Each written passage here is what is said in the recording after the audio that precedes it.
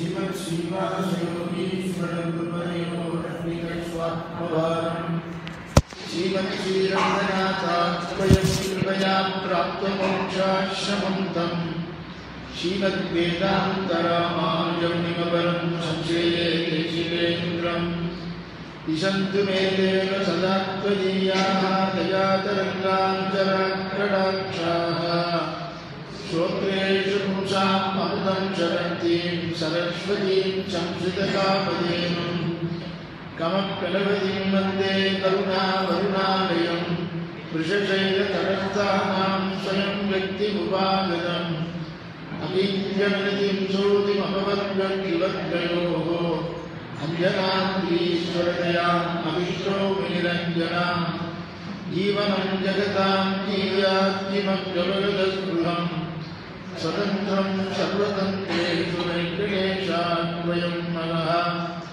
கண்டைனான் மறையும் வேள்வியும் கேள்விப் பதங்களும் பதங்களின் பொருளும் இடமாயிருந்த பெரும்பொழியனும் பெரிய புலனொழியனும் மண்டல் மாறுதமும் குறைகளேழும் ஏழுமா மணிகளும் விசும்பும் அண்டமும் தானாய் எங்களையும் பெருமான் அரங்கமானகரவந்தானே வாராமருவாய் வருவின் மாயா மாயாமூர்த்தியாய் ஆறாமுதாய் அடியே நாவி அகனே தித்திப்பாய் தீராவிடையாண்டாய் திருக்குழந்தை கூறா உனக்கான் பழமணியே இன்னும் குழல் மேலோ கூஜந்தம் ராமராமேதி மதுரம் மதுராட்சரம் ஆருக்கிய கவிதா சாகாம் வந்தே வால்மீகோடிலம் வால்மீகேர்முனிசிம்மஸ்ய கவிதா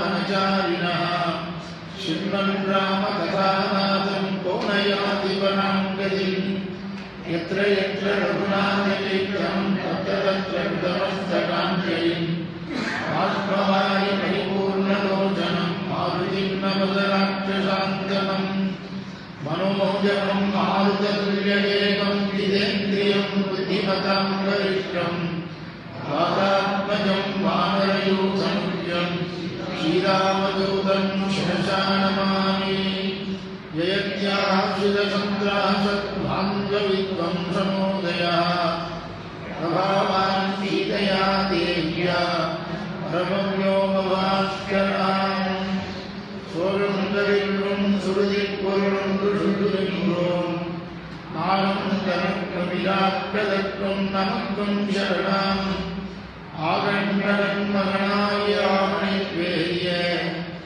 ஓர் ஆகம் பிழைத்திட கண்ணடிவே செய்த காகுந்தனே யதோபதேசம் தத் சர்வம் ஜகதுஹூதௌ சமாஹிதௌ. சாஸ்திரங்களிலே ஒரு கிரந்தத்தை பண்றதாக இருந்தால் அந்த கிரந்தத்தை பண்ணினவா உயர்ந்தவளாக இருக்கணும். கர்த்திருவைலட்சண்யம் என்று பெயர். இந்த ராமாயணங்கிற கிரந்தத்தை பண்ணின வால்மீகி முனிபுங்கவர்னு மனனம் பண்றவாருக்குள்ளேயே மிகச்சிறந்தவரானபடினாலே இந்த கிரந்தத்திற்கு கர்த்திருவைலட்சண்யம் பூர்ணமாக இருக்கு. அடுத்தது விஷய வைலட்சண்யம், சப்ஜெக்ட். அந்த கிரந்தத்தில் என்ன விஷயம் பேசப்படுகிறதோ அது சாமானிய விஷயமாக இல்லாமல், லோகத்தில் இருக்கக்கூடிய விஷயமாக இல்லாமல் உயர்ந்த விஷயமாக இருக்கும். பகவானை பற்றின பேச்சாக இருக்கும். அப்படிப்பட்டதான ராமனுடைய சரித்திரத்தை சொல்றதுனால சர்வ உபனிஷத்துக்களுடைய சாரமாக இந்த ராமாயணம் இருக்கிறதுனால இந்த கிரந்தத்திற்கு விஷய வைலட்சண்யமும் நன்றாக இருக்கு. அடுத்தது கிரந்த வைலட்சண்யம். அந்த கிரந்தத்தினுடைய சைலி, ஸ்டைல், அது எந்த விருத்தத்தில் அமைஞ்சிருக்கு, எல்லோரும் சொல்லும்படியா இருக்கா அந்த சைலி, எல்லாரும் பாராயணம் பண்ணும்படியா இருக்கா, ரொம்பவும் நாரிகேல பாகம் மாதிரி இருந்ததுன்னாக்க ஸ்லோகங்கள் சொல்றதுக்கே ரொம்ப கஷ்டமாக இருந்தால் யாரும் பாராயணம் பண்ண மாட்டாங்க. அந்த கிரந்தத்தினுடைய சைலி விருத்தமும் நன்றாக இருக்கணும். எல்லாமே வால்மீகி பகவானுடைய ஸ்லோகங்கள் எல்லாம் சின்ன குழந்தைகள் கூட சொல்லக்கூடிய அளவிற்கு லலிதமான பதங்களையே வால்மீகி பகவான் பிரயோகம் பண்ணி அந்த கிரந்த வைலட்சண்யமும் இந்த காவியத்துக்கு உண்டு. இந்த மூன்றும் எந்த கிரந்தத்தில் பூர்ணமாக இருக்கோ அதுதான் வசத்தியான கிரந்தம்னு பெரியவாள்லாம் ஒத்துப்பாளாம். அது பகவத் விஷயம் இல்லாத காவியமாக இருந்தால் அதை நாம் படித்து ஒன்றும் மோட்சத்துக்கு போக முடியாது. நிறைய ஞானத்தை இந்த லோகத்தில் வேண்டிய ஞானத்தை வேணா சம்பாதிக்கலாம், மோட்சத்துக்கு உபயோகமாக இருக்காது. இந்த கிரந்தத்தை காவியத்தை ஆரம்பிக்கும் பொழுது மோட்சத்துக்கு உபயோகமாக இந்த காவியம் இருக்கணுங்கிற திருவுள்ளத்தோடு தான் வால்மீகி பகவான் நாரதனால சங்கிரகமாக எது சொல்லப்பட்டதோ, பிறகு பிரம்மாவினாலே எப்படி அனுகிரகம் பண்ணப்பட்டதோ, அதனால் ஏற்பட்ட காவியமானபடியினாலே இது மோட்சத்துக்கு உபயோகமான காவியம்ங்கிறது இதிலிருந்தே தெரிஞ்சுக்கலாம். அப்படி ஸ்லோகங்களை எல்லாம் எழுதிட்டு லவகுஷாவுக்கு சொல்லி வச்சு அவளும் தானம் பண்ணிட்டு வர கிரமத்தில் அயோத்தி நகரத்துக்கு வர லவகுஷா வீதி தோறும் சொல்லிட்டு வராளாம் லவகுஷால். அந்த பாட்டை கேட்டாக்க கானத்தை கேட்டால் கேட்டுட்டே இருக்கலாம் போல இருக்கான். இதை ராமன் மாடத்திலிருந்து காது கொடுத்து இந்த குரல் இழுக்கிறது. இவ ரெண்டு பேருடைய குரல் ராமனையே இழுக்கிறது. ராமன் எப்படி எல்லாருடைய மனதையும் தன்னுடைய அழகை காண்பிச்சு தன்னிடத்துக்கு இழுப்பானோ அந்த மாதிரி இந்த குழந்தைகள் குரலை காண்பிச்சு இழுக்கிறது. அப்போ ரூபத்தை காண்பிச்சும் அப்பா மாதிரியே இழுக்க போகிறது இந்த குழந்தைகள். அந்த குரலை கேட்டுட்டு எட்டி பார்த்தாக்க ரெண்டு குழந்தைகள் மரவுரியை தரிச்சுட்டு, காட்டில் வசித்த குழந்தைகள் தானே, மரவுரி தான் அதுக்கு வஸ்திரங்கள், வேற எதுவும் கிடையாது. அந்த மரவுரியோடு ரெண்டு குழந்தைகளும் வருது. அந்த குரல் ரொம்ப இழுக்கிறது. எப்படி அந்த குழந்தைகள் சொன்னாங்கிறத வால்மீகி பகவான், இங்க நடக்கிறது எல்லாம் வால்மீகி பகவானுக்கும் தெரியுது. ரிஷியானபடினாலே மற்ற இடத்துல நடக்கிறதெல்லாம் கூட அப்படியே தெரிஞ்சுக்கக்கூடிய சாமர்த்தியம் உண்டு ரிஷிகளுக்கெல்லாம். மகாபாரதத்தில் என்ன நடந்துருக்கோ அத்தனையும் சஞ்சய் திருதராஷ்டிர மகாராஜாவுக்கு நேரில் பார்த்த மாதிரியே சொல்லலையா? அந்த மாதிரி என்னென்ன நடக்கிறது எல்லாமே வால்மீகி பகவானுக்கு தெரிகிறது. நாம் சொல்லி வச்ச மாதிரி இந்த குழந்தைகள் சொல்றதேன்னு ரொம்ப சந்தோஷம். குழந்தைகள் ஆச்சாரியன் சொல்லி வச்ச மாதிரி குழந்தைகள் சொல்றதுங்கிறது எப்படி தெரியும்னா, கேட்கிறவா தலையாட்டினா தெரியும். மூஞ்சை சுருங்கிண்டாக்க ஓஹோ ஆச்சாரியன் சொல்ற மாதிரி சொல்லலேன்னு முடிவு பண்ணிடுவான். அந்த மாதிரி ஆச்சாரியன் சொல்லி வச்ச மாதிரியே இந்த குழந்தைகள் சொல்றது அப்படிங்கிறத வால்மீகி பேசுகிறார். மற்றவாலும் இதை அங்கீகரிக்கிறார்.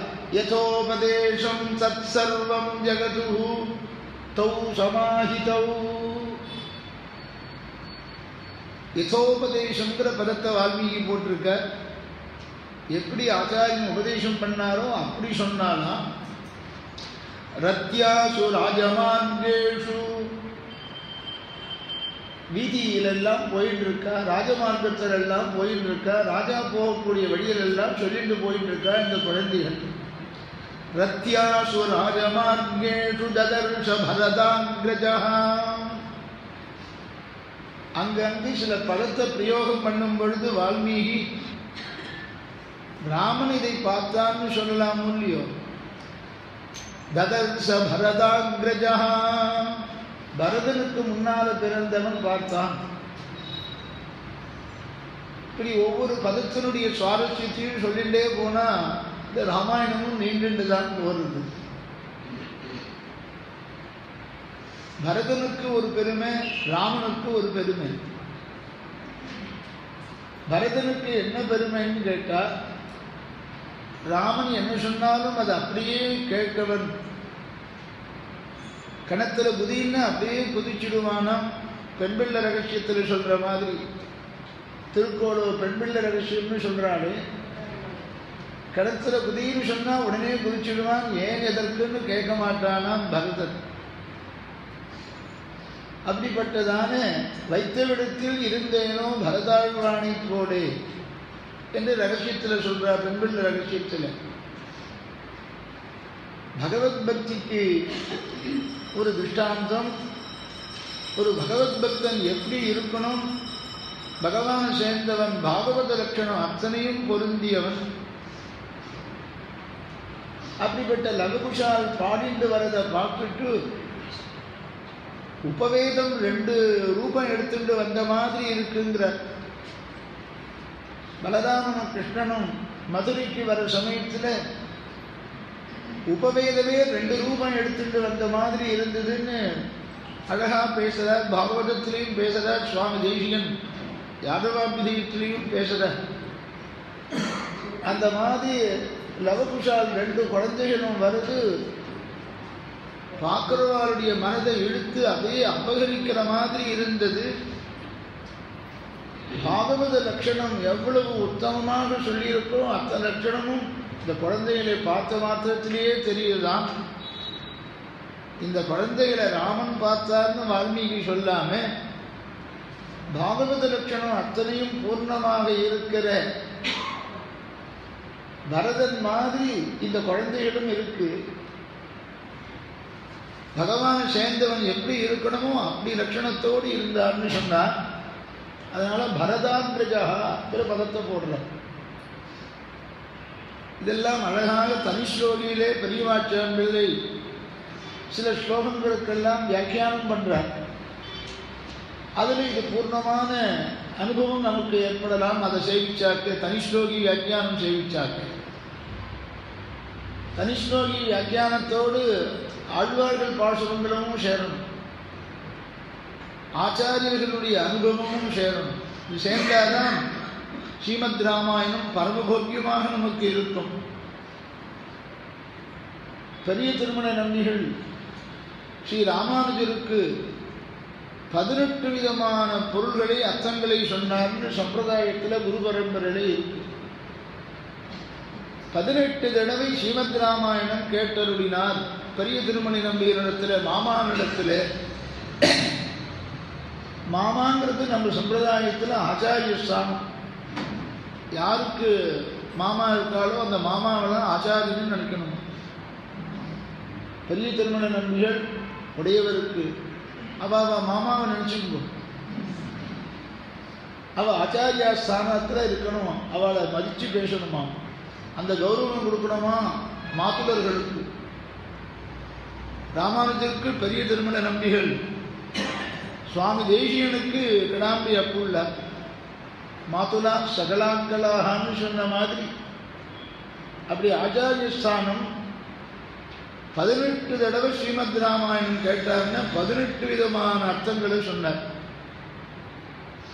24,000 ஸ்லோகத்தில் முக்கியமான சில ஸ்லோகங்களை எடுத்து 18 விதமாக பொருள் சொன்னார் ஸ்ரீமத் ராமாயணத்துக்கு என்று அர்த்தம். இப்படி எல்லா உபன்யாசகாரும் சொல்லிட்டு இருக்கா. 18 அர்த்தத்தையும் யாராவது சொல்லியிருக்காளா? எத்தனை தடவை ஸ்ரீமத் ராமாயணம் கேட்டிருப்போம். ஸ்ரீமத் ராமாயணமோ ஸ்ரீராமாயணமோ ஏதோ ஒன்று கேட்டிருப்போம். எத்தனை தடவை கேட்டிருப்போம். எங்கேயாவது 18 அர்த்தத்தை சொல்லியிருக்கா பெரிய திருமண நம்பிகள் சொல்லியிருக்காருனாக்க 18 விதமான பொருளும் ஒரு நாள் நான் சொல்கிறேன் உங்களுக்கு. இந்த 30 நாள் இந்த 10 நாள் முடியறதுக்குள்ளேயே சொல்கிறேன். ஆனால் அன்றைக்கி டைம் போச்சுன்னு கேட்கக்கூடாது. 18 விதமான அர்த்தத்தையும் ஒரு நாள் சொல்லணும். ஒரு நாளைக்கு அது சொல்கிறேன். அவ்வளோ விசேஷமான அர்த்தம் இருக்குது இதில். இது ஆச்சாரியாலாம் அனுபவிச்சிருக்கா. இதை பரதாக்கிரஜனான பரதனுக்கு முன்பு பிறந்தவனான ராமன் இந்த லவகுஷால் பாடிண்டு வருத மாடத்திலிருந்து பார்த்தார், காதால் கேட்டார். குழந்தைகள் எல்லாம் அரண்மனைக்கு உள்ளுக்குள்ளே அழைச்சிட்டு வரும்படி உத்தரவு போடுறார். அங்கே இருக்க வசிஷ்டாதிகள் எல்லாரையும், வசிஷ்டர் என்ன, வாமதேவர் என்ன, ஜாபாலி என்ன, கஷ்யபர் என்ன, எல்லாரையும் ஒன்று சேர்த்து ஆசனம் போட்டு உட்கார வச்சு இந்த குழந்தைகளை உபச்சாரம் பண்ணி, இங்கே ராமாயணம் அரங்கேற்றம் இங்கே ஆகட்டும், இந்த இடத்துல முதல்லேருந்து ஆரம்பித்து ஒரு தடவை தான் கேட்கணும் அப்படின்னு பகவானே ஆசைப்பட்டான். ஆக கதாநாயகனே கேட்டான்னு நேற்றுக்கு சொன்னோம். ராமனே தன்னுடைய சரித்திரத்தை கேட்டான். அவனே சரித்திரத்தை கேட்கும் பொழுது ஏதாவது தப்பு இருந்தாக்க, நடக்காததை சொன்னாக்க தப்புன்னு சொல்லிடுவான். கதாநாயகனாச்சே, நடந்ததை சொன்னார் வால்மீகின்னு இதிலிருந்து தெரியுது. அது எப்படி தெரியுதுன்னு, அந்த குழந்தைகள் கானம் பண்ண பண்ண ராமன் அந்த குழந்தைகளுடையதான கானத்தில் ஈடுபட்டு, அதனுடைய காவியத்தினுடைய அழகில் ஈடுபட்டு, அர்த்தத்தில் ஈடுபட்டு, நடந்ததையெல்லாம் அப்படியே சொல்றதை கேட்டு ஆனந்த பாஷ்பம் அனுபவம் வந்தது கூட. சொல்றவா அனுபவிச்சு சொல்ற பண்டிதர்கள், சாமர்த்தியம் உடையவர்கள், தர்மஜ்ஞம், தர்மம் தெரிஞ்சு சொல்றா, எப்படி சொல்லணுமோ அப்படி சொல்றா. சொல்றதுக்கு உண்டான சாமர்த்தியம் உடையவர்கள், குசலவர்கள். சாஸ்திரஞானம்லாம் நல்லா இருக்கு. அந்த பதத்தை எப்படி பிரிக்கணுமோ அப்படி பிரித்து அத்தனை ஸ்லோகங்களையும் சொல்லிட்டு இருக்காளாம். ராமனுக்கு எல்லாம் புரியுறது, எல்லாத்தையும் நடந்ததை ஒன்று விடாமல் இந்த காவியம் சொல்லியிருக்கு அப்படின்னு நினச்சிட்டு பார்த்துக்கிறார். அந்த அனுபவம் சொல்றவனுக்கு ஏற்பட்டு, அந்த அனுபவம் ராமனுக்கும் ஏற்பட்டு, ராமன் என்ன பண்ணினான்னு சொல்றார் வால்மீகி. இங்கிருந்தே தெரியுது, அல்லது இப்படி பண்ண போறாங்கிறது தெரியுது போட்டிருக்கு. லவகுஷால் கானம் பண்ணிட்டு இருக்கிற சமயத்தில் ததஹாது தௌ ராமவச பிரச்சோதிதௌ, என்ன அழகான பதம் பாருங்கோ. ராமவசா பிரச்சோதிதௌ, ராமனுக்கு வசமாயிட்டாளாம் இந்த குழந்தைகள், ராமனாலே ஈர்க்கப்பட்டுட்டா. அப்படி குழந்தைகள் பாடுறது, சங்கீதத்தில் பாடும்போது எத்தனை பேர் அதில் மெய்மறந்து போய் அந்த கானத்தில் ஈடுபட்டு என்ன வேணாலும் பண்ணலாம் போட்டிருக்குன்னு சொல்றா பாருங்க. அந்த மாதிரி ராமவசம், ராமனுக்கு வசமாக ஆயிட்டா ரெண்டு குழந்தைகளும். ராமவசா பிரச்சோதிதௌ ததஹாது தௌ ராமவசா பிரச்சோதிதௌ அகாயதாம் மார்கவிதான சம்பதா சச்சாபிராமஹ பரிஷத்ய தர்ஷனைஹி. இதுதான் ரொம்ப அழகான பதம் இந்த ஸ்லோகத்தில். இப்படி ராமன் இதை கேட்டுட்டே இருந்தான். மெதுவாக ஆசனத்தில் இருந்து கீழே இறங்க ஆரம்பிச்சான்ட்டான். பரிஷதி சகலக்ஷ்மியா பாதுகே ரங்கநாதா. இங்கே கூடியிருக்கிற ஆஸ்திக பரிஷத்து இது. ஆஸ்திகாலாம் ஒன்று சேர்ந்து இருக்கிற இடம் இது. அந்த மாதிரி பண்டிதர்கள் எல்லாம் ஒன்று சேர்த்திருக்கிறதான ஒரு சபை. யார் என்னென்ன பண்றாங்கிறதெல்லாம் அதில் தெரிஞ்சிடும். எல்லாரும் நம்ம கவனிப்பா, நம்ம சொல்றதை கவனிப்பா, நம்முடைய அசைவை கவனிப்பா. அப்படிப்பட்ட பிரசித்தமான ஒரு பண்டிதர்களுடைய சபை. மகரிஷிகள்லாம் உட்காண்டிருக்கா, வசிஷ்டாதிகள்லாம் உட்காண்டிருக்கா. அவளும் கேட்கிறா, கதாநாயகனே கேட்கும் பொழுது அவளும் கேட்கிறா பாருங்க. சில இடத்துல நிர்பந்தத்தினால கேட்பா, ஆனா இங்க அப்படி இல்லை, விரும்பி கேட்கிறா. இந்த குழந்தைகளுடைய தானத்துல வசிஷ்டாதி எல்லாமே வசமாயிட்டான்னு சொன்னாக்க அந்த குழந்தைகளுடையதான அந்த கானம் எப்படி இருக்கும்ங்கிறது பார்த்துக்கலாம். ராமன் என்ன பண்ணான், சிம்மாசனத்திலேருந்து கீழே ஒருபடி இறங்கி உட்காண்டானோ. எல்லாரும் கதையை கேட்டுருக்கா, லவகுஷாலுடைய கதையை கேட்டுருக்கா. ராமன் என்ன பண்ணினான்னு ராமனை பார்க்கணும். ராமனை விட ராமனுடைய கதை இழுத்துறது.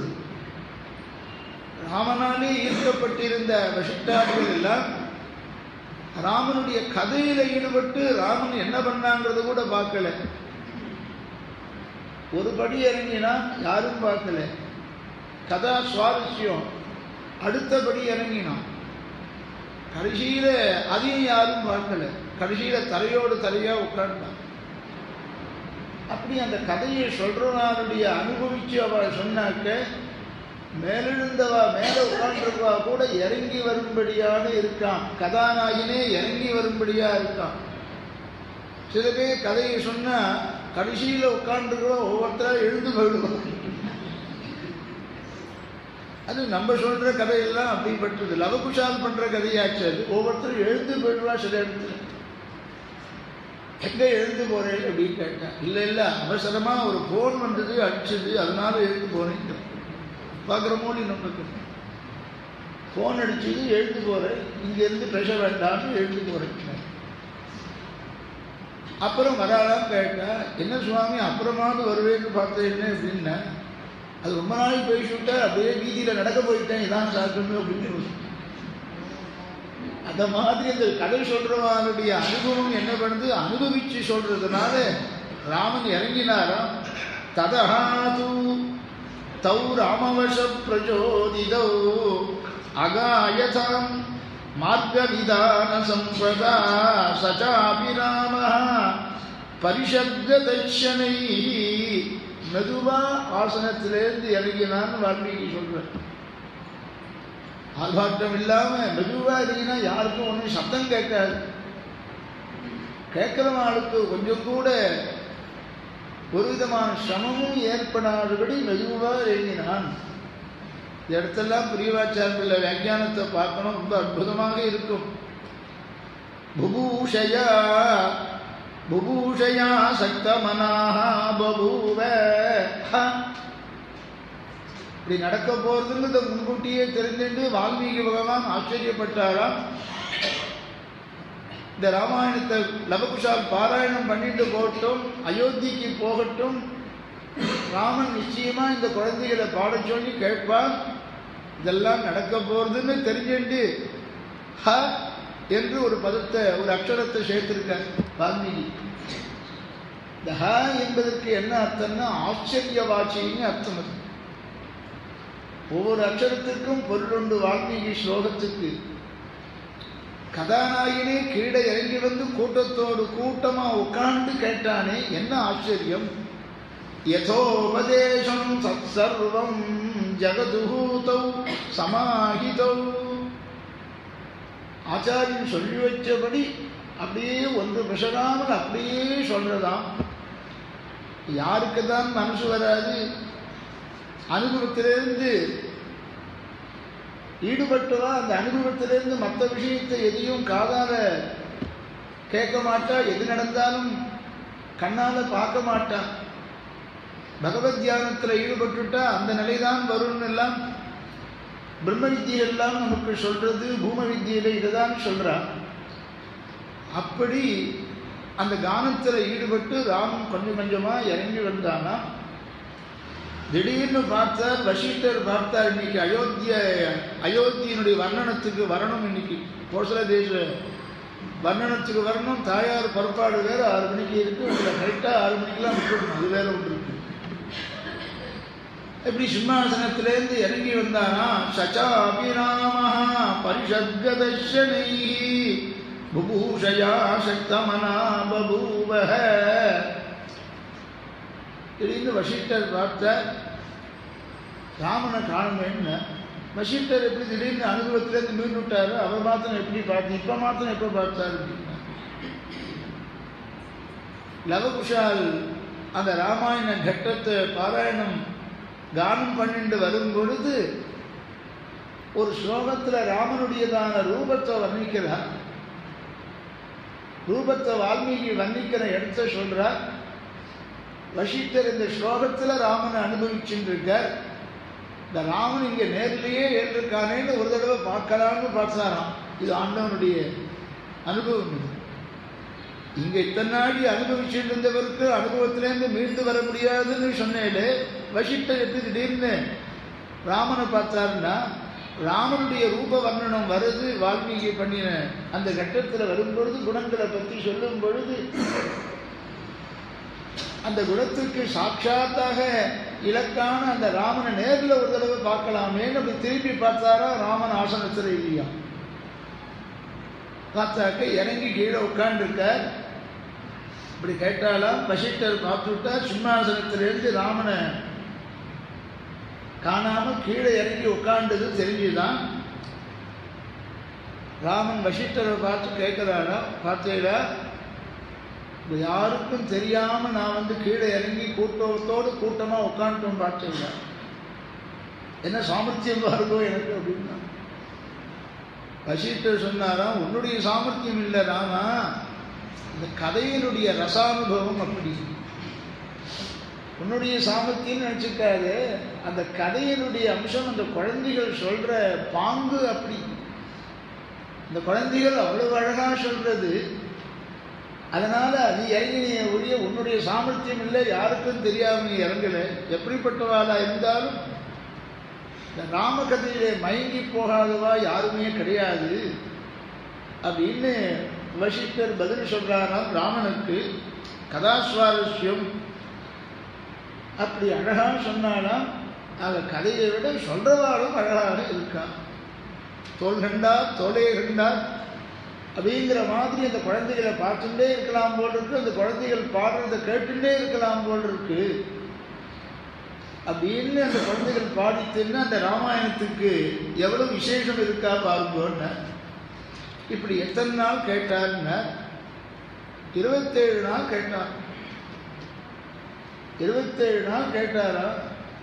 ஆகாரம் எடுத்துட்டாரா இல்லையான்னு அவர்த்தன், சாப்பிட்டாரா இல்லையான்னு அவர்த்தன் இப்படி கேட்டா. அது என்ன, அந்த கேட்குற சமயத்தில் பாராயணம் பண்ணுற சமயத்தில் கேட்டுட்டு இருப்பா.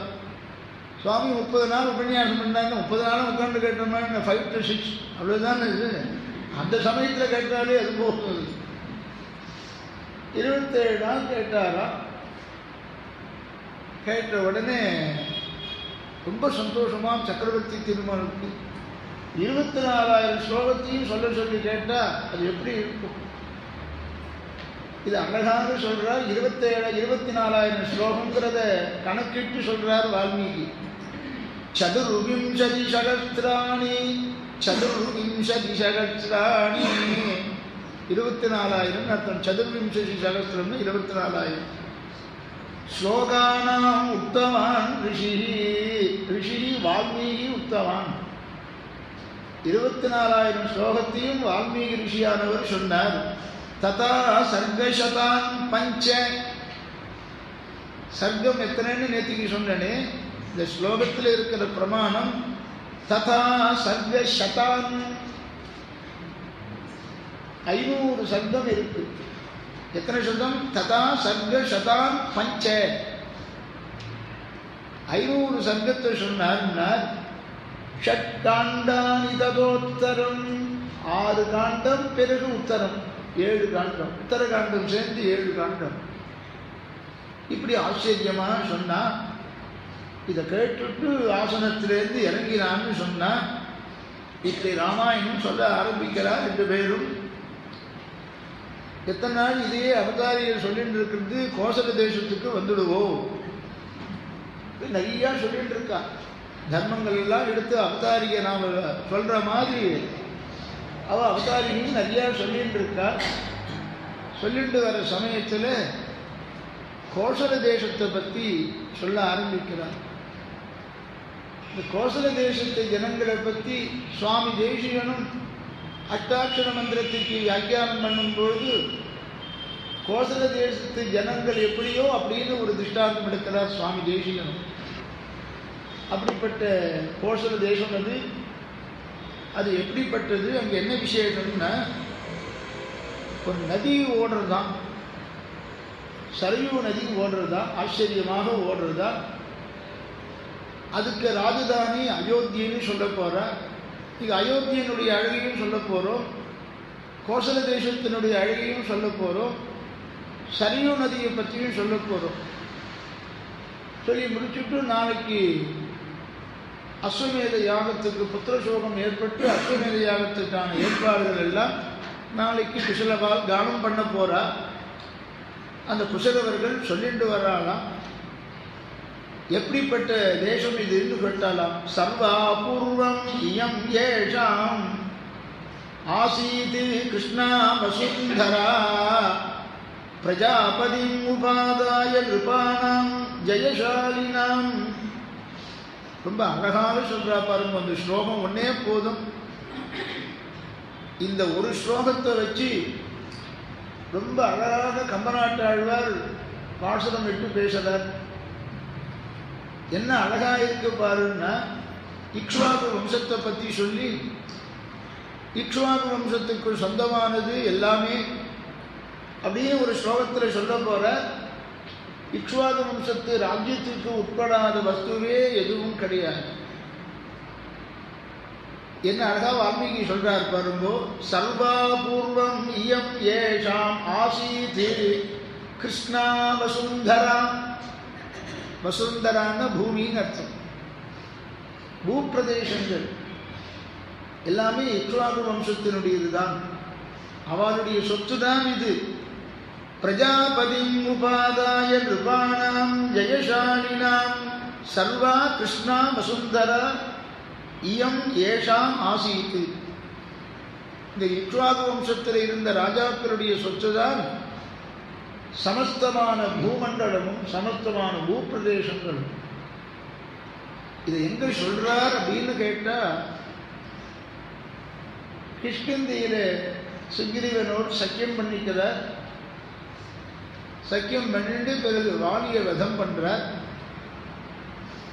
வாலியினுடைய பிராணம் போறதுக்கு முன்னால சில பிரஷ்னங்கள் எல்லாம் ராமனிடத்துல கேட்கிறான் வாலி. என்னை மறைந்திருந்து சம்ஹாரம் பண்ணினாயே, இது நியாயமா? இதுதான் ஒரு லட்சணமா, வீரனுக்கு லட்சணமா அப்படிங்கிற சில கேள்விகள் எல்லாம் கேட்கிறான். அதுக்கு சக்கரவர்த்தி திருமகன் எல்லாம் பதில் சொல்றதாக சொல்றான். இதுக்கு நிறைய பட்டிமன்றங்கள்லாம் வைக்கிறான். ராமன் பண்ணினது சரியா, தர்மமா, வாலியை வதம் பண்ணினது நியாயமா அப்படின்னு எல்லாம் கேட்கிறான். இது கேட்கறது கேட்டோம், அவனே கேட்கிறான், அவனுக்கு பதில் சொல்றார் சக்கரவர்த்தி திருமகன். என் இஷ்டம் நான் அடிச்சேன் அப்படின்னு மாத்திரம் சொல்லல, கேள்வி கேட்கிறவனுக்கு பதிலும் சொல்லணும். அவனும் சாமானியப்பட்டவன் இல்லை வாலி. ஆனால் அவனிடத்துல என்ன ஒரு தோஷம் சொல்லலாம்னு சொன்னா, ஒரே தோஷம், சரணாகதனை கைவிட்டவன், சுக்ரீவனை கைவிட்டவன்ற தோஷம்தான். தான் பண்ணினது தவறுது, தெரியாமல் பண்ணிவிட்டேன்னு சரணம் பண்ணிட்டாக்க, சரணாகதி பண்ணிவிட்டா மன்னிச்சு விட்டுடணும், இல்லைன்னா பாவம்தான். இதுக்கு திருஷ்டாந்தம் அது. தான் பண்ணின அபராதத்தை தவறு என்று ஒருவன் சரணாகதி பண்ணி புனக சரணாகதி பண்ணி கேட்டுவிட்டா அவனை மன்னிச்சு விட்டணும், இல்லைன்னு அது பெரிய அபராதம் பண்ணினதாக ஆகும். சரணாகதனை கைவிட்டவனாக ஆயிடுமா. இதெல்லாம் சாஸ்திரங்களுடைய சூக்ஷ்மங்கள். இதெல்லாம் நீ சரணாகதனை கைவிட்டாய், சுக்ரீவனை கைவிட்டாய், உன் தம்பியை கைவிட்டுட்டாய்ன்னு நான் உன்னை அடிக்கல. எதிவா ராவணஸ்வயம், ராவணனே வந்து என்னிடத்தில் சரணாகதி பண்ணாலும் அவனை நான் மன்னிச்சு விட்டுடுவேன். பண்ணின தப்பு பெரிய அபராதமா இருந்தாலும் சரணம்னு வந்து கேட்டுவிட்டாக அபயப்பிரதானம் பண்றது என்னுடைய தர்மமாக வச்சிருக்கேன். ததாமி ஏதத் விரதம் மமா, இது என்னுடைய விரதமாக நான் வச்சிருக்கேன்.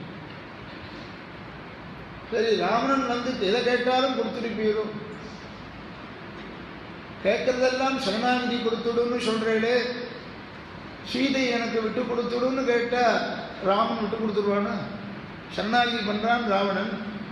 சரணாகதி பண்ணாக்க கேட்கிற பலனெல்லாம் கிடைக்கும்னு சொல்றேன் நீங்களும். சீதை எனக்கு விட்டு கொடுத்துடுன்னு சொன்னா ராமன் விட்டு கொடுப்பானான்னு. அப்ப ராமன் என்ன பண்ணுவானா, நான் சரணாகதி பண்ணிவிட்டாக்க நம்ம ஆச்சாரியால் நிர்வாகம், இவன் சீதை மேல எந்த மோகம் இருந்ததோ அந்த மோகத்தை மந்தோதரி மேல திருப்பிடுவான். சீதையிடத்தில் இருந்த ஆசையை மாற்றிடுவான். பெருமாள்கிட்ட சரணாகதி பண்ணும் பொழுது விபரீத ஞானமானது போயிடும். அதனால்தான் விபரீத ஞான ஜனனீம் ஸ்வவிஷயாயாட்சிய போக்ய புத்தேர் ஜனனீம். ரங்கநாதனிடத்தில் உடையவர் சரணாகதி பண்ணும் பொழுது விபரீதமான ஞானத்துக்கு இருப்பிடமாக இருந்த என்னை இந்த விபரீத ஞானத்தெல்லாம் போக்கடித்து நல்ல ஞானத்தை கொடுத்து என்னை அனுகிரகம் பண்ணணும், மோட்சத்தை கொடுக்கணும்னு கேட்கிறார். ஸ்வவிஷயாயாட்சிய போக்ய புத்தேர் ஜனனீம். இந்திரியங்களால் அனுபவிக்கப்படுகிறதான ஒரு சுகத்தை தான் உயர்ந்த சுகம்னு நினைச்சுட்டு இருந்தேன். இதெல்லாம் உடையவருக்கா இருக்கும்.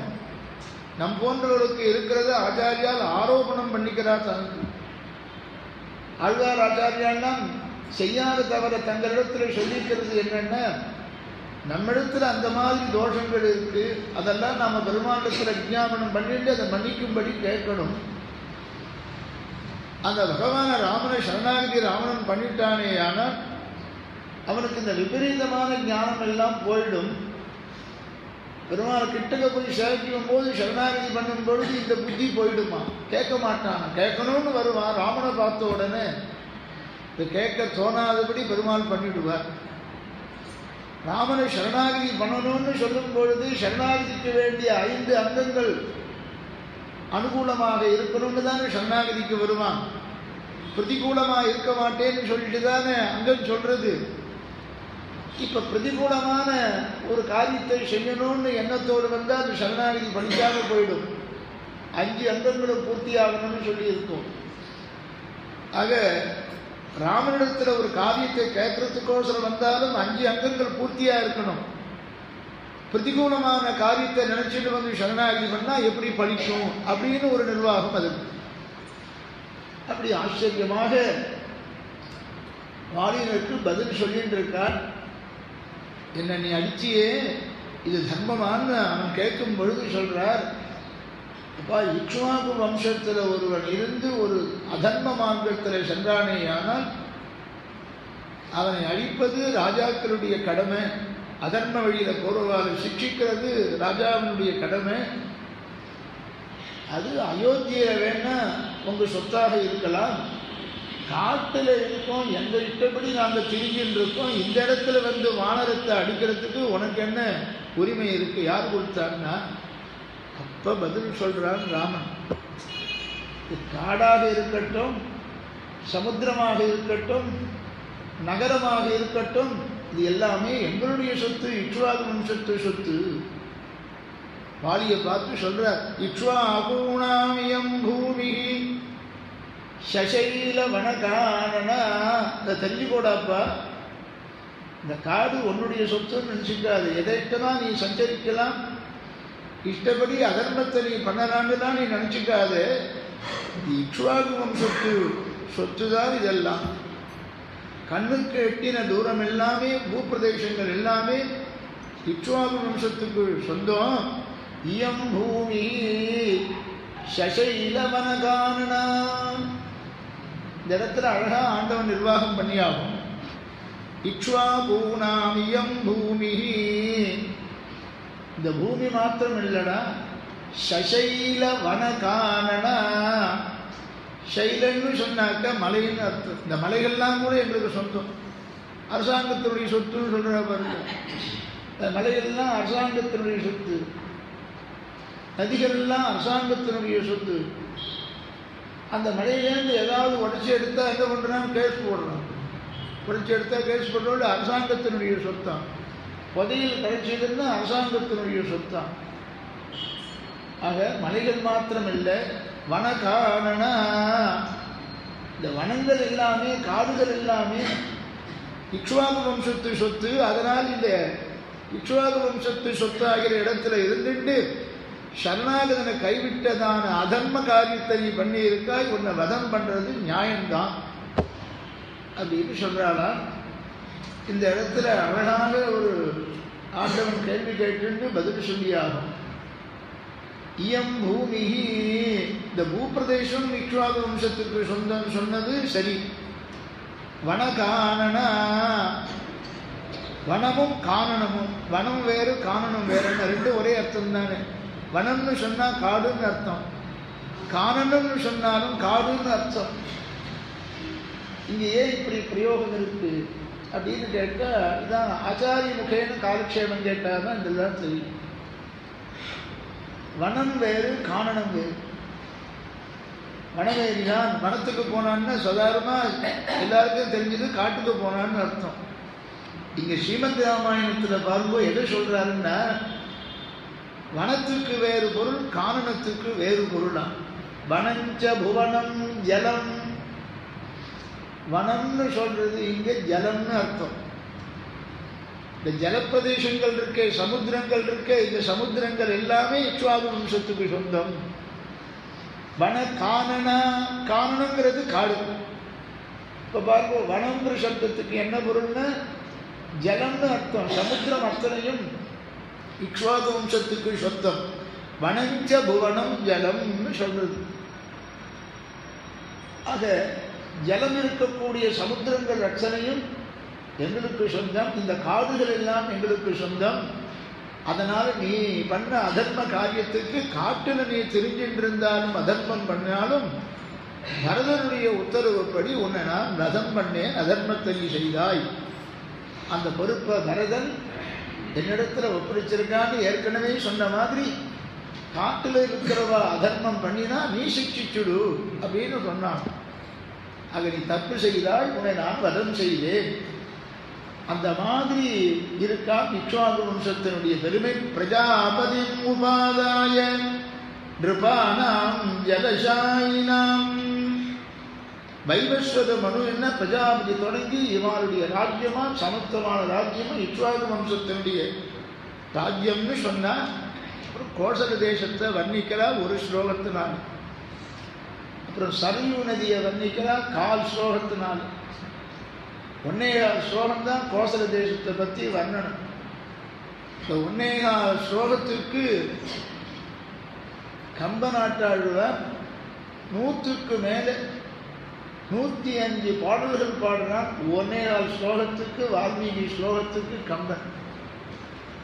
அப்படின்னா கம்பனுக்கு எவ்வளவு வடமொழி சம்ஸ்கிருத ஞானம் இருந்திருக்கணும்.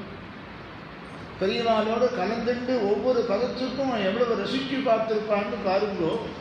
கோசலோ நாம முதிதா ஸ்பீதோ ஜனபதோ மகானு. ஜனபதம்னு சொன்னா நகரம்னு அர்த்தம். கோசலோ நாம முதிதா ஸ்பீதோ ஜனபதோ மகானு நிவிட்டா சரயூ தீரே பிரபூத தனதான்யவான். இந்த ஸ்லோகம் அவ்வளவு அர்த்த புஷ்டி உள்ளதான ஒரு ஸ்லோகமா. அந்த கோசல தேசத்தில் இருக்கிறவர்களுக்கு பசின்னா என்னன்னே தெரியாது, பட்டினியே கிடையாதான். எப்ப பார்த்தாலும் குணானுபவத்தில் ஈடுபட்டிருக்கா. சரயூ நதியில இருந்துட்டு இருக்கா. அந்த நதியில ஸ்நானம் பண்றா. சரயூ நதியினுடைய அழகுல ஈடுபடுறா. சரயூ நதியை பற்றி கம்பன் ஒரு தனி பாசுரமே பேசுகிறான். அது நாளைக்கு சொல்கிறேன். அந்த பாசுரம் சரயூ நதிக்குன்னே ஒரு ஸ்லோகம். அந்த சரயூ நதி எப்படி இருக்குன்னா கிருஷ்ணன் மாதிரி இருக்கு. கம்பன் கிருஷ்ணன் மாதிரி இருக்கு. சரயூ நதியை கிருஷ்ணனுக்கு உதாரணமாக சொல்லி, கிருஷ்ணன் வேற இல்லை, இந்த சரயூ நதி வேற இல்லை அப்படின்னு சொல்கிறோம். இன்னைக்கு சொல்லுமே அப்படின்னா அது நாளைக்கு தான் வரும். அப்படி கோசல தேசம் எப்படி இருந்ததுன்னு பார்த்தா ஒரே ஒரு ஸ்லோகம் பண்ணா. கோசலோ நாம முதிதா. எப்பொழுதும் சந்தோஷத்தோடையே இருக்கலாம். சில பேர் எப்பொழுதும் நிர்வேதத்தோடையே இருப்பார். அதில் நமக்கெல்லாம் எப்பப்பா நிர்வேதம். என்ன நிர்வேதம்னா சம்சாரத்தில் அப்படிப்பட்டதான கிளேசத்தை அனுபவிக்கிறா. நிர்வேதம் இல்லாமல் இருக்குமா? ஒவ்வொருத்தருக்கும் ஒவ்வொரு விதமான கிளேசம் வருதுப்பா. ஆத்தியாத்மிகம், ஆதி பௌத்திகம், ஆதி தெய்வீகம். மனுஷில் எவ்வளவோ கிளேசங்கள், சரீரத்தில் எவ்வளவோ வியாதிகள், இயற்கையினாலே ஏற்படுகிறதான கிளேசங்கள், மிருகங்களால் ஏற்படுகிற கிளேசங்கள். ஆத்தியாத்மிகம், ஆதி பௌத்திகம், ஆதி தெய்வீகம். சரீரத்தில் ஏற்படுற கிளேசங்கள் இருக்கு பாருங்கோ. ஜுரம் வருது, ஜலதோஷம் வருது, இரும்பல் வருது, ருக்குன்னு இரும்பல் என்பது சரீரத்தில் ஏற்படுறதான கிளேசங்கள். மனுஷன கிளேசங்கள் இருக்கு பாருங்க. மிருகத்தினால மிருகங்கள் இருக்கு பாருங்கோ. வீட்டுக்கு போனாக்க மாடு முட்டுறது, இந்த மிருகங்களால் சில சிரமங்கள்.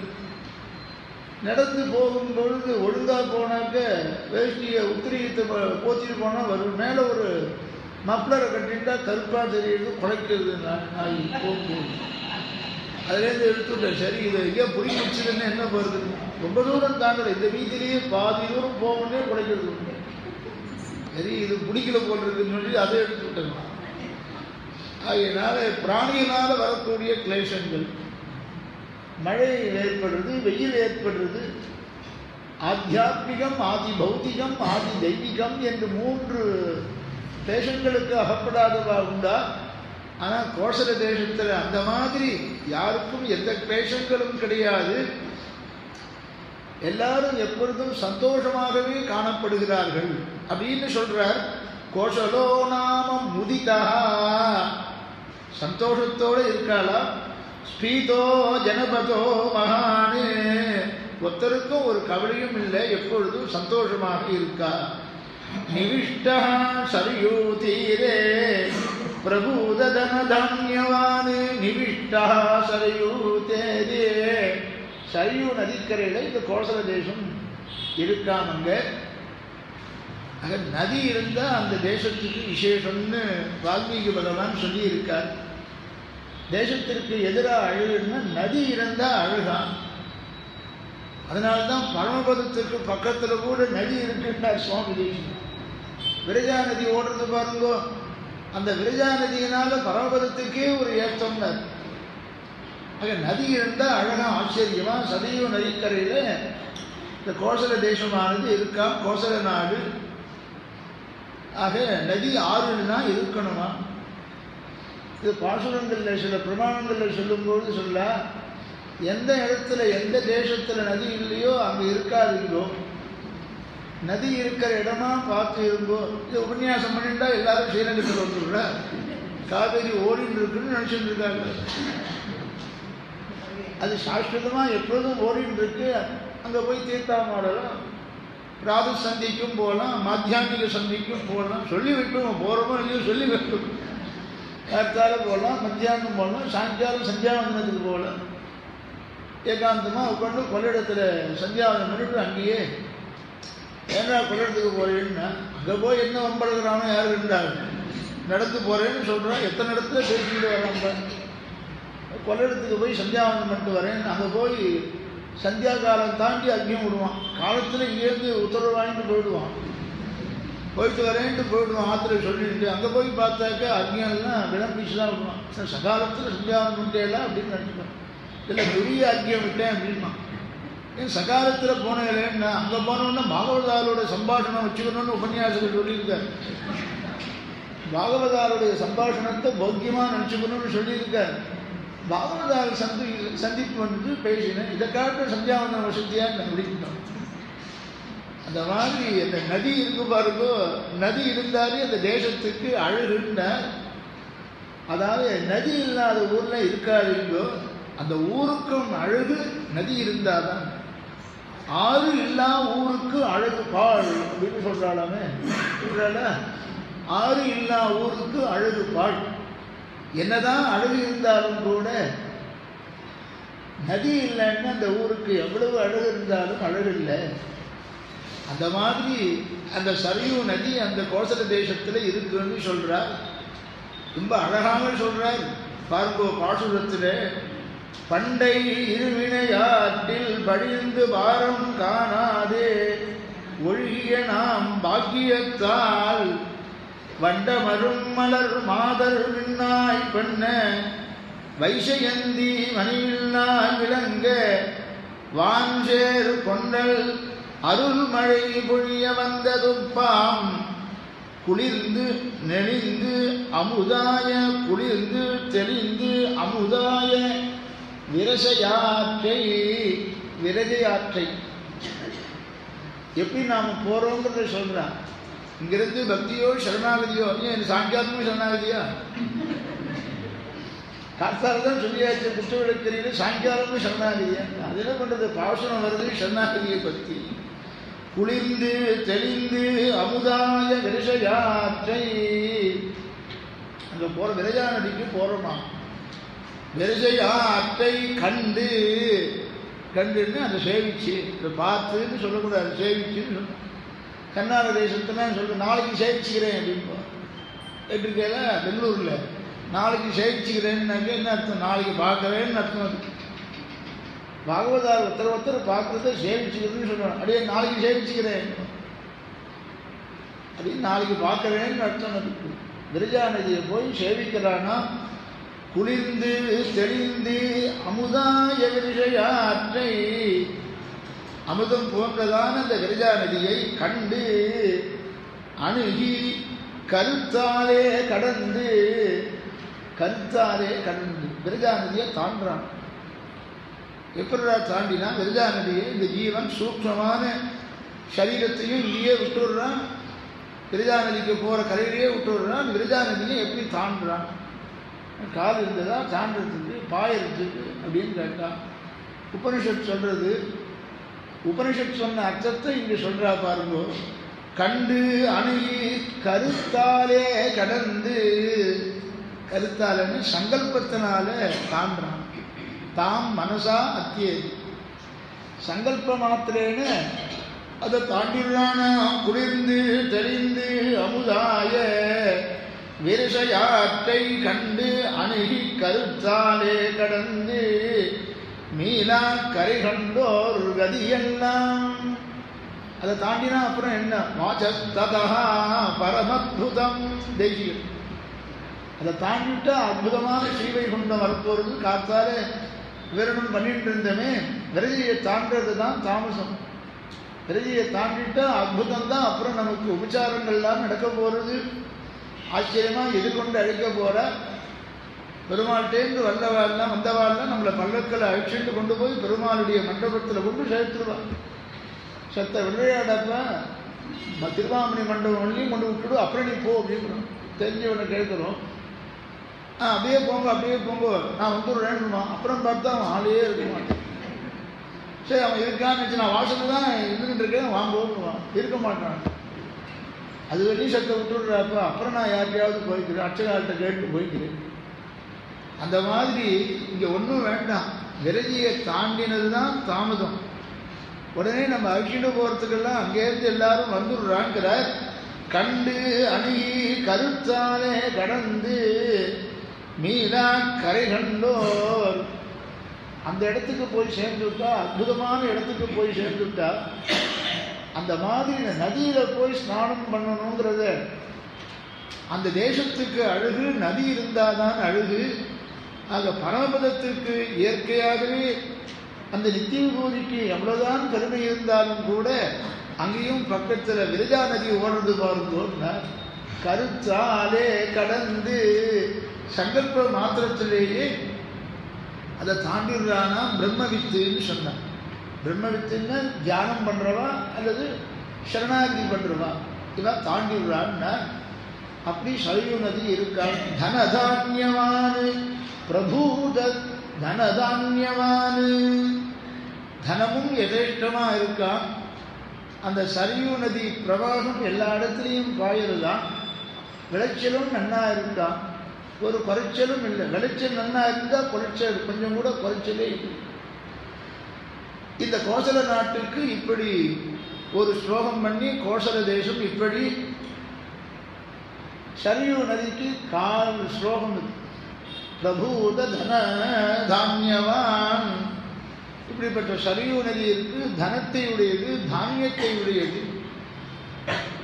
அப்படின்னு 4 ஸ்லோகம் சொன்னார். 1.25 ஸ்லோகம் முதல். இந்த 1.25 ஸ்லோகத்தை கோசல தேசத்து வால்மீகி பண்ணதான இந்த 1.25 ஸ்லோகத்தை கம்பன் எடுத்திருந்தார். 105 பாசுரங்கள் பாடினாராம் கம்பன். நாட்டுப்படலம் ஆற்றுப்படலம்னு சொல்லி, அந்த நாட்டை பற்றி சொல்றது ஒரு 60 பாசுரம். ஆற்றுப்படலம் சரியு நதியை பற்றி சொல்றது பாக்கி பேலன்ஸ் 45 பாசுரங்கள்.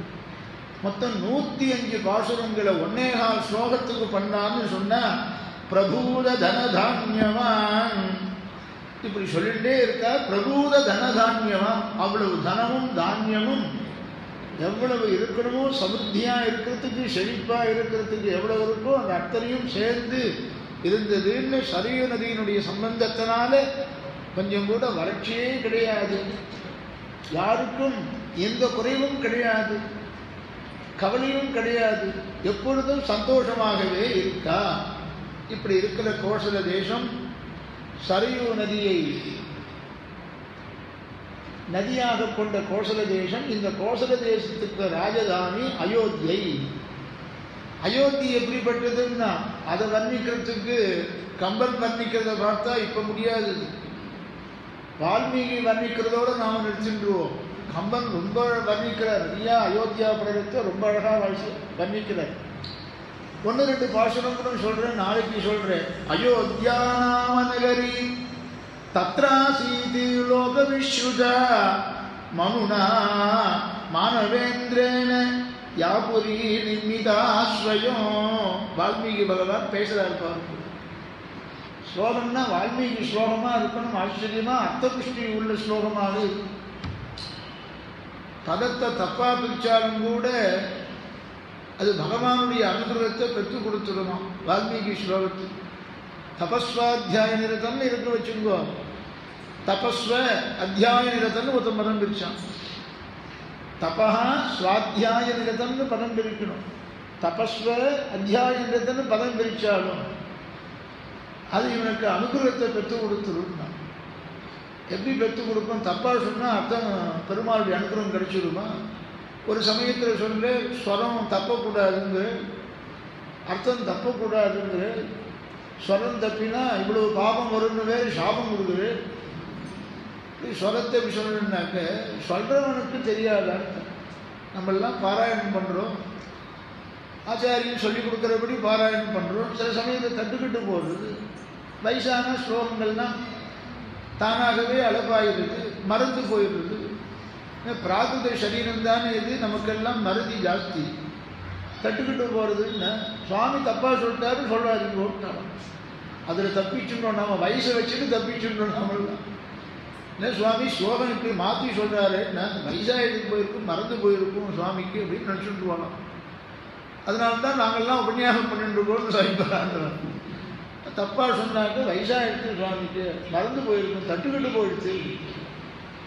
தட்டுக்கிட்டு போயிடுச்சுன்னு தலுகில தட்டுக்கிட்டு போச்சுன்னு சொன்னால் ஒத்துக்கிறேல. உப்பு ஜாஸ்தி போட்டேன்னா தட்டுக்கிட்டு போட்டுச்சுன்னா ஒத்துக்கிறேளோ? அப்போ ஒத்துக்க மாட்டேன். அப்படி ஆச்சரியமான ஸ்லோகம் பண்ணுறாளா. இந்த ஸ்லோகத்தை அர்த்தத்தை தப்பாக சொன்னாலும் கூட, பதம் பிரித்தாலும் கூட காலக்கிரமத்தில் இவன் தெரிஞ்சிடுவான். ஏன்னா அந்த ஸ்லோகத்தை இவ்வளவு சண்டையாக சொல்றியே, இந்த இடத்துல இப்படி பதம் பிரித்து சொல்லுன்னு யாராவது ஒருத்தர் தெரிஞ்சவா சொல்லிடுவானா. சரி சுவாமி நான் திருத்திக்கிறேன் அப்படின்னு திருத்தின்றுவானா. தபஸ்வ அத்தியாய நிரத்தன்னு தப்பா பதம் பிரிச்சாலும் தபா சுவாத்தியாய நிரத்தன்னு அப்புறம் அவனே பிரிச்சுடுவான். அந்த ராமனுடைய அனுகிரகம் அப்படி மாற்றிடுவான். அப்படி வால்மீகி ஸ்லோகத்துக்கு அவ்வளவு பெருமை இருக்கு.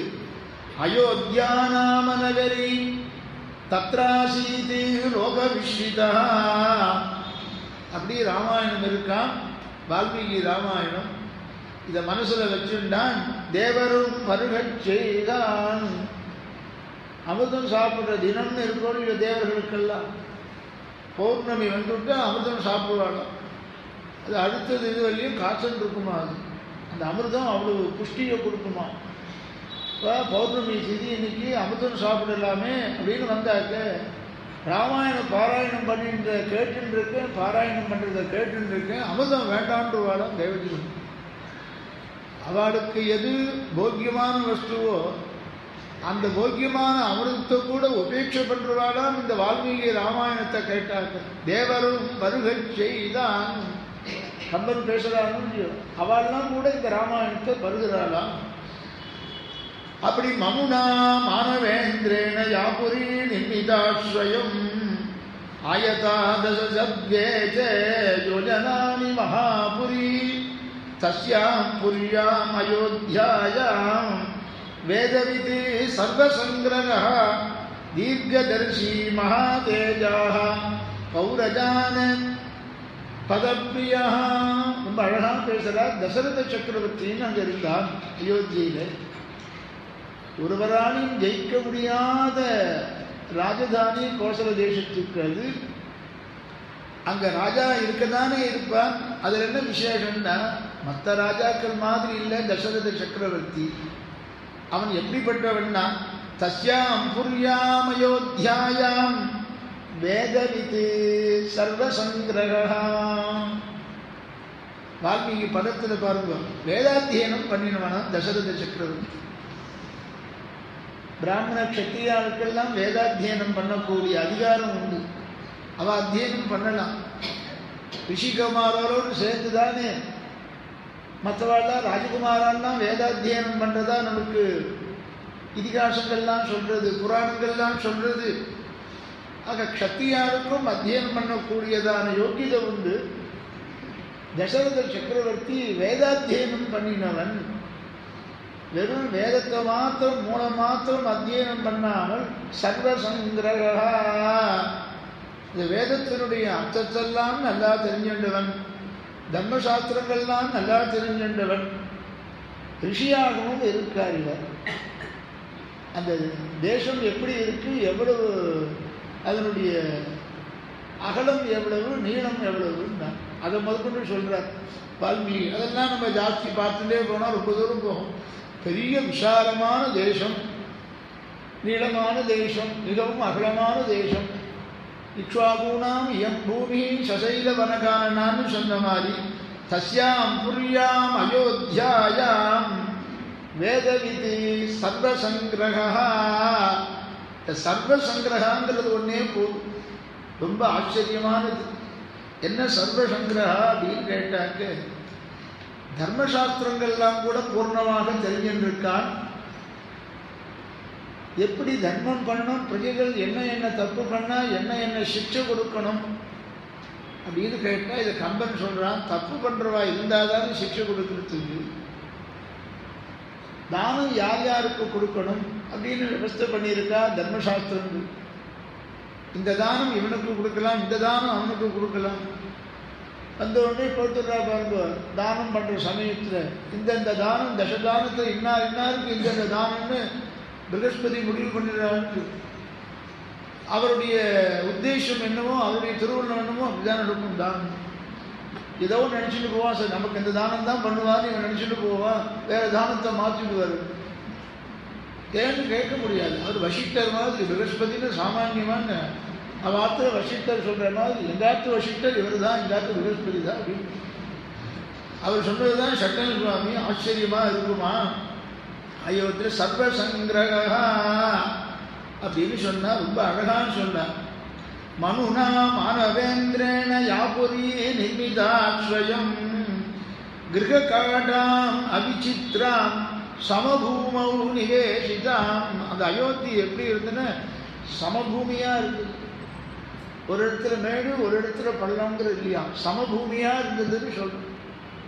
அந்தந்த ஊருக்கு தகுந்த மாதிரி ஆண்டவன் உபன்யாசம் பண்ணி ஆகணும். கர்நாடக தேசம் மாதிரி இருந்துதான் அப்படின்னு பட்டணத்தில் வந்தாக்க கர்நாடக தேசம் மாதிரி இல்லை. என்னன்னாக்க மேடு பள்ளம் ஜாஸ்தி, மேடு பள்ளம் ஜாஸ்தியாகும். ஒரே சமமாக இருக்காதான். மேல்கோட்டைக்கு போகும்போது கீழேந்து மேலே ஏறி போகணும். மல்லேஸ்வரத்தில் போகும்போது மேலே போனால் திருப்பி கீழே 11th கிளாஸ் மேலே ஏறி கீழே 10th கிளாஸ் வரணுன்னாங்க ஏற்றம் ஒரே ஏடமாக இருக்கும். அப்படி இல்லாமல் அயோத்தி எப்படி இருந்ததுன்னா ரொம்ப அழகாக இருந்ததுன்னா கிரகங்கள் எல்லாம் கிட்டக்க எல்லாம் நெருக்கமாக இருந்துதான். இது அழகாக வால்மீகி சொல்கிறார். கிட்டக்க நெருக்கமாக இருந்துன்னு என்ன சோகம்னா அடிக்கடி பேசிக்கலாம், பக்கத்தாத்தோடு பேசிக்கலாம். ரொம்ப தூரத்தில் இருந்தாக்க பேச்சு துணைக்கு கூட யாருமே கிடையாதுன்னு நான் சொல்லுவேன். வெளியூர்லாம் போய் தேசம் பண்ணாங்க, யாராவது தெரிஞ்சவா இருக்காளன்னா இருக்கு 20 கிலோமீட்டர் போகணும் தெரிஞ்சவாளை பார்க்கணும். வெளி தேசத்தில் போனால் என்ன சௌக்கியம், தனியாக ஏகாந்தமாக இருக்கலாம். தபஸ் பண்ணுறது அங்கே போகலாம், கர்மாவை பண்ணுறதுக்கு அங்கே போக முடியாது. ஆற்றுல இங்கேருந்து புரண்டு போய் எல்லாம் பண்ணுறேன். இங்கெல்லாம் பண்ண மாட்டான், ஏகாந்தமாக இருக்குது. அந்த இடத்துல தபஸ் பண்ணலான்னு ஆசை பண்ணுறவன் வெளி தேசத்துக்கு போகலாம். பழகிறதுக்கு போனோம்னா 20 கிலோமீட்டர் போகணும்னா, இல்லைன்னா 1.5 மணி நேரம் டிரைவிங் அப்படின்னு போகிறதுக்கு அப்படின்னு சொல்கிறாங்க. அப்படி அயோத்தியில் பக்கத்தில் இருக்காளா? என்ன பேசுறதுக்கு என்ன பேசுவான்னா வேதத்தினுடைய அர்த்தங்களை எல்லாம் விசாரம் பண்ணுவா, தர்மசாஸ்திர விஷயங்கள் எல்லாம் விசாரம் பண்ணுவா. அப்படி இருந்துதான் அயோத்திய மனுனா மானவேந்திரேன யாபுரி நிர்மிதாஸ்வயம் கிரகாடாம் அவிசித்ராம் சமபூமௌ நிவேசிதாம். அப்படி ஆச்சரியமா இருக்குன்னு சொன்னா சாலி தண்டுல சம்பூர்ணாம். சாலி தண்டுல சம்பூர்ணாம். தண்டுலம்னு என்ன இருக்கு? அரிசிக்கு பேர். அரிசி எப்படி இருந்தது அயோத்தியிலேன்னு வர்ணிக்கிறார் வால்மீகி. இது ரொம்ப அவசியமோன்னு. ஆமாம், நல்ல அரிசி நல்லா சாதம் நல்லா பிரசாதமாக இருக்கணும் இல்லையா, விளைவிலேன்னு இருக்கணும். ஷாலி தண்டுல சம்பூர்ணாம். தஞ்சாவூர் ரைஸாம் ஆண்டவன் சாய்ப்பான். தஞ்சாவூர் ரைஸாம் காவேரி சம்பந்தத்தினால அப்படி இருக்கான். சம்பா அரிசியான அது விளைவிலேன்னு இருக்கணுமா அரிசி, மல்லிகைப்பூ மாதிரி இருக்கணுமா. அரிசி மாத்திரம் பிரசாதம் மாத்திரம் இல்லை, இட்லியும் அப்படி இருக்கணுமா.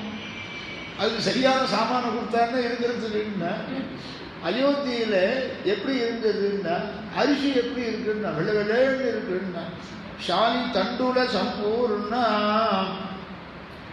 அதுக்கு என்னன்னாக்க இந்த சரையு நதி தான் காரணம். நதி பக்கத்தில் இருந்தால் அது ஜாஸ்தியாம். ஸ்ரீரங்கத்தில் இருக்கிற அரிசிக்கு விலை ஜாஸ்தியாம், 1 ரூபாய் ஜாஸ்தியாம். 1 ரூபாங்கிறது அப்புறம் வந்தது, 1 நாள் ஜாஸ்தின்னு வராங்க. இந்த நாளில் 1 நாள் ஜாஸ்தி. என்ன 2 பக்கமும் காவேரி ஓடுறது. காவேரி நதியினால் பயிர்கள்லாம் விவசாயம்லாம் நல்லா நடக்கிறதா, ஏன்னா நெற்கதிர்கள்லாம் தானியங்கள்லாம் நல்லா வளர்றதா, ருச்சி ஜாஸ்தியாக இருக்கும். தெல்லூரம் இறந்தெங்கில் தேரல் மாந்தி சேவுகளும் திருவரங்கம் நம்மூர் என்ன. நிறைய தென்னை மரங்கள்லாம் இருக்கான். அதுலேருந்து இளநீர்லாம் கீழே விடுறதா, உடச்சி சதறதா, நெற்தானியங்களில் போய் சேர்றதா. காவேரிக்கு ருச்சி உண்டு. கங்கையில் புனிதமாய காவிரி நடுவாண்டு பொகு நீர் பறந்து பாயும் பூம்படி அரங்கந்தன்னுள் எங்கள் மாதிரவனீசன் கிடைந்ததோர் கிடைக்க கண்டு எங்கனும் மறந்து வாழ்வேன் ஏழையேனே. ஆக இளநீர் தீர்த்தம் காவேரி தீர்த்தம் 2 ஒன்று கலந்து இந்த ஊர் அரிசிக்கு ஸ்வீட்னஸ் ஜாஸ்தியும், ரொம்ப தித்திக்குமா. அதனால் 1 நாள் ஜாஸ்தியாக இந்த ஊர் அரிசி. அதனால் என்ன பண்ணுவோம், வெளியூர் அரிசியை கொண்டு வந்து வெளியூரில் விற்பாளாம். அரிசி விற்று பொய் சொல்லி விற்பாளாம். ஸ்ரீரங்கத்து அரிசின்னு பொய் சொல்லி விற்று லாபம் சம்பாதிப்பாள். வெளியூர் அரிசியாம். ஆண்டவன் சாய்ப்பா லால்குடி அரிசியா மணச்சநல்லூர் அரிசியாம் தெரியுமா. மணச்சநல்லூர் அரிசியெல்லாம் கொண்டு வந்து ஸ்ரீரங்கத்து அரிசின்னு விற்பாளாம். சரி, ஸ்ரீரங்கத்து அரிசி தான் 1 நாள் ஜாஸ்தியானா பரவாயில்ல அப்படின்னு பொய் சொல்லி விற்றாலாம். அவளுக்கு மரணம் வந்து தான் நேராக யமலோகத்திலேருந்து வந்து அரிசின்னு போயிட்டாளாம். என்ன பொய் சொல்லி விற்றாளாம். ஸ்ரீவைகுண்டத்திலேருந்து அவள் வந்தாளாம். என்ன தப்பி தவறி யமலோகத்துக்கு அரிசின்னு வந்துட்டு இவாள் இல்லை அரிசி விற்றான், கலப்படம் பண்ணி விற்றான். கலப்படம் பண்ணதோடு மாற்றம் இல்லாமல் பொய் சொல்லி விற்றான். ஸ்ரீரங்கத்து அரிசின்னு சொன்னான். அதையே நோட் பண்ணிக்கோட்டு, அந்த பாயிண்டையே நோட் பண்ணிக்கோன்னு சொல்லிட்டான் ஆண்டவன் சாய்ப்பான். 2 வக்கீல்களை வச்சாரா, நோட் பண்ணிக்கோ, என்ன பாயிண்ட் நோட் பண்ணிக்கோ. என்ன அரிசி சொல்லி விற்றான்? ஸ்ரீரங்கத்து அரிசி என்று விற்றானாயில். ஸ்ரீரங்கத்து அரிசின்னு சொல்லிட்டானோ இல்லையா. அறிவிழா மனிதர் எல்லாம் நரங்கமன்று அழைப்பனாயில். ஸ்ரீரங்கன்னு எப்போ சொன்னானோ வைகுண்டத்துக்கு வரணும், நரகத்துக்கு தப்பா அழிச்சுட்டேன்னு விஷ்ணு தூத்தால் வந்து அங்கே அழிச்சுட்டு போயிடுவாளாம். அப்படி சரையு நதி தீரத்தில் இருக்கிறதுனால ஒரு செழிப்பாக இருக்கிறதா. ஷாலி தண்டுல சம்பூர்ணா. ஜலம் நன்றாக இருக்கு. இக்ஷுஷார ஷவந்தேவ என்மூர்த்தியா சக்கராயுதம். தேசிகன் சாய்க்கிறார் பாருக்கா திருவேங்கடமணியில். திருவேங்கடமணியானுடைய கருணை இக்ஷுசாரம் மாதிரி கரும்பு சாறு தெரியுமா. தித்திச்சுன்னு சில பேர் கரும்பு சாறு வாங்கி சாப்பிடுவாங்க, ரொம்ப பிடிக்கும் சில பேர். இந்த கரும்பு சாறு எப்படி தித்திக்கிறதோ அது பிரவகிக்கிறதா திருவேங்கடமணியில். இக்ஷுஷாரஸ்யவந்தேவ என்மூர்த்தியா சக்கராயுதம். உப்பு ஜலமே கிடையாது, தித்திச்சுன்னு இருக்கான்.